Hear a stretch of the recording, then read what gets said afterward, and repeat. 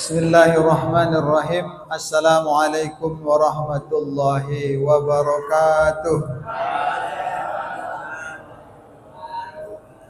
Alhamdulillahillazi arsala rasulahu bil huda wa dinil haqq liyuzhirahu 'ala ad-dini kullih wa kafa billahi shahida. Asyhadu an la ilaha illallah wahdahu la syarikalah al-malikul haqqul mubin wa asyhadu anna Muhammadan abduhu wa rasuluhul mab'utsu rahmatan lil alamin. Allahumma shalli ala sayyidina Muhammadin wa ala alihi wa ashabihi wa man tabi'ahum bi ihsanin ila yaumiddin. Amma ba'd. Bapak-bapak, ibu-ibu jamaah salat tarawih yang dimuliakan oleh Allah Subhanahu wa taala. Pada malam hari yang berbahagia ini, tema kita membahas tentang hadis Rasulullah sallallahu alaihi wasallam yang saya kutip di dalam kitab Al-Mu'jam Awsat oleh Imam Tabrani. Di dalam kitab Riyadhus Shalihin yang ditulis oleh Imam Nawawi juga terdapat hadisnya, walaupun berbeda sedikit redaksi matanya. Kata Rasulullah, inna awwalu ma yuhasiba alaihi al-abdi yaumil qiyamah as-salat. Fa in salahat salaha sa'ira amalihi wa in fasadat fasada sa'ira amalihi. Yang artinya, amal ibadah seorang hamba yang pertama kali dihisab di yaumil akhir nanti adalah salat. Kalau saat dihisab solatnya baik, itu menjadi pertanda baiklah seluruh amal ibadahnya yang lain. Namun kalau dihisab solatnya buruk, maka itu menjadi pertanda buruklah seluruh amal ibadahnya yang lain. Jamaah yang dimuliakan oleh Allah Subhanahu wa taala, melalui hadis ini Rasulullah sallallahu alaihi wasallam berpesan kepada kita untuk senantiasa memperhatikan ibadah solat kita, melaksanakan dengan sebaik-baiknya agar nilainya baik di sisi Allah Subhanahu wa taala. Kenapa demikian? Karena amal ibadah yang pertama dihisab, pertama ditimbang di hari akhirat, di antara sekian banyak ibadah yang kita lakukan di dunia ini, ibadah solatlah yang pertama ditimbang. Ada ibadah puasa kita yang seperti yang kita jalankan pada bulan ini. Ada zakat, ada haji, ada umroh, ada sedekah, ada zikir, ada infak, ada silaturahim. Tapi di antara sekian banyak ibadah yang kita lakukan di dunia ini, yang pertama-tama ditimbang dihisab adalah ibadah solat. Dan ibadah solat itu sekaligus menjadi tolak ukur baik atau buruknya ibadah-ibadah kita yang lain.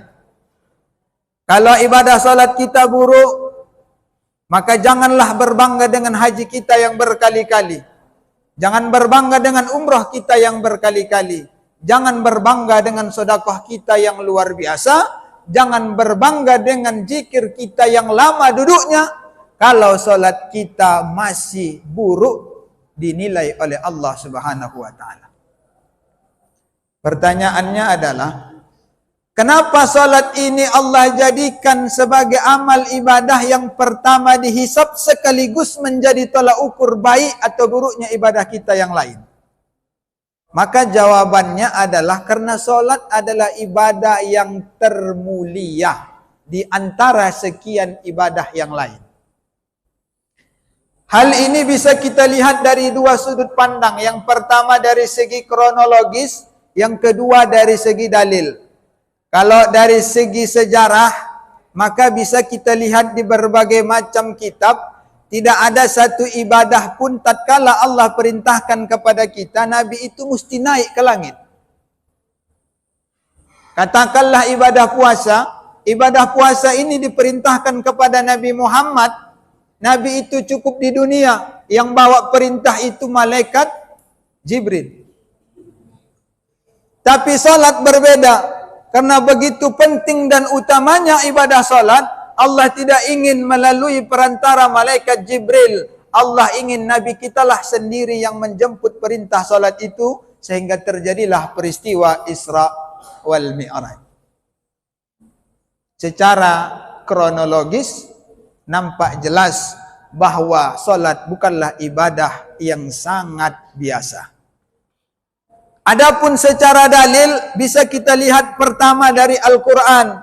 Surah Al-Ankabut ayat 45. Wa aqimis salah. Inna salata tanha anil fahsyai wal munkar. Wa la zikrullahi akbar. Dirikan salat, karena sesungguhnya salat itu dapat menjauhkan kamu dari perbuatan dosa dan kemungkaran. Wa la zikrullahi akbar. Dan salat itu adalah ibadah terakbar, ibadah terbesar. Secara dalil jelas. Secara hadis, ketika para sahabat bertanya kepada Rasulullah, "Ya Rasulullah, ayu a'malil afdal? Amal ibadah apakah yang termulia ya Rasulullah?" Apa kata Rasulullah? "As-salatu ala waktiha." Salat pada waktunya. Secara hadis jelas. Di dalam hadis yang lain juga disebutkan, "As-salatu imaduddin. Faman aqamaha faqad aqamaddin, wa man tarakaha faqad hadamaddin." Salat itu tiang agama. Siapapun yang mendirikan salat berarti menegakkan agama. Siapapun yang meninggalkan salat berarti meruntuhkan agama.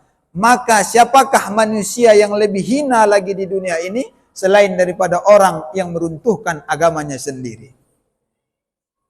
Jadi jelas bahwa salat adalah amal ibadah yang termulia. Pertanyaan keduanya adalah, bagaimana kita bisa menilai apakah salat yang kita lakukan selama ini sudah baik nilainya atau justru masih buruk? Kalau orang yang salatnya Senin Kamis sudah pasti buruk nilainya. Senin salat, Selasa libur, Rabu libur, Kamis baru ingat salat. Sudah pasti buruk nilainya. Kalau orang salatnya seminggu sekali hanya salat Jumat, sudah pasti buruk nilainya. Tidak usah berharap lagi ibadah-ibadah lain akan dipandang baik oleh Allah. Tapi ternyata ada orang yang rajin salat, tidak pernah tinggal dalam satu hari satu malam, namun tetap buruk nilainya di hadapan Allah. Bagaimana kita mau mengetahuinya? Maka kembali ke dalam Al-Quran. Apa kata Allah? Wa aqimis salah. Inna salata tanha anil fahsya'i wal munkar. Dan dirikanlah salat, karena sesungguhnya salat itu bisa menjauhkan kamu dari perbuatan keji dan kemungkaran. Maksudnya bagaimana? Seharusnya kalau kita sudah selesai salat, kita bisa jauh dari perbuatan segala macam jenis dosa dan kemungkaran.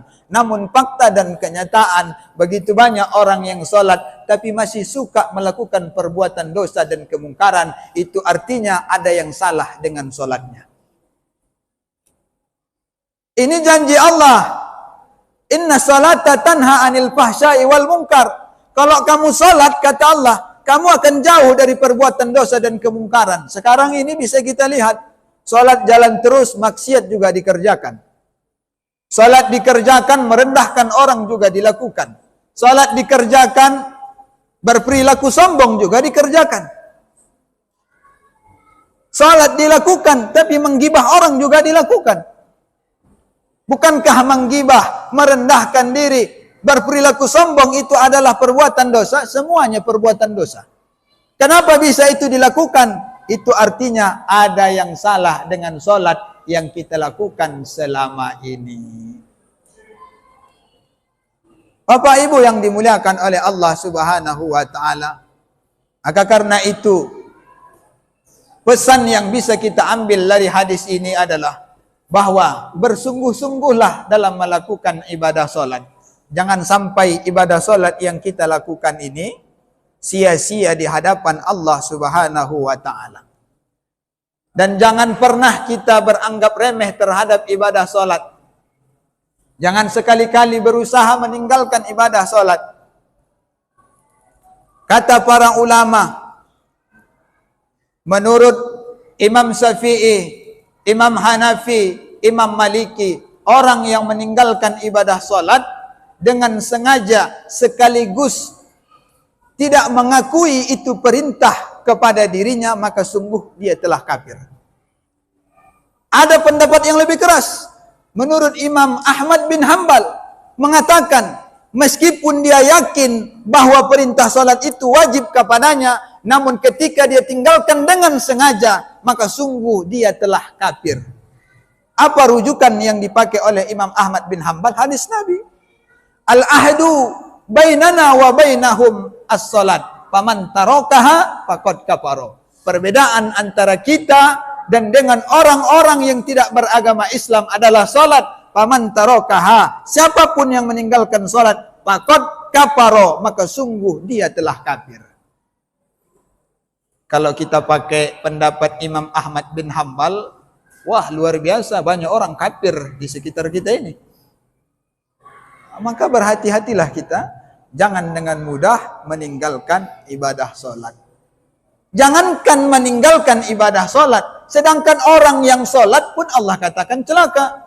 Wa wailul lil musallin. Maka celakalah bagi orang-orang yang salat. Salat tapi Allah katakan celaka. Lantaran kenapa? Lalai dalam salatnya. Sedangkan orang salat kata Allah celaka, apalagi yang tidak salat.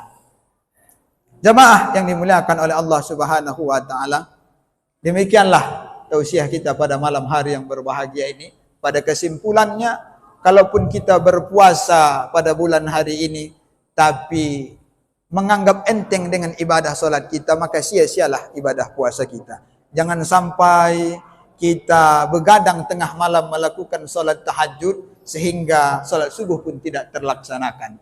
Lebih kurang saya mohon maaf. Billahi taufiq wal hidayah. Wassalamualaikum warahmatullahi wabarakatuh.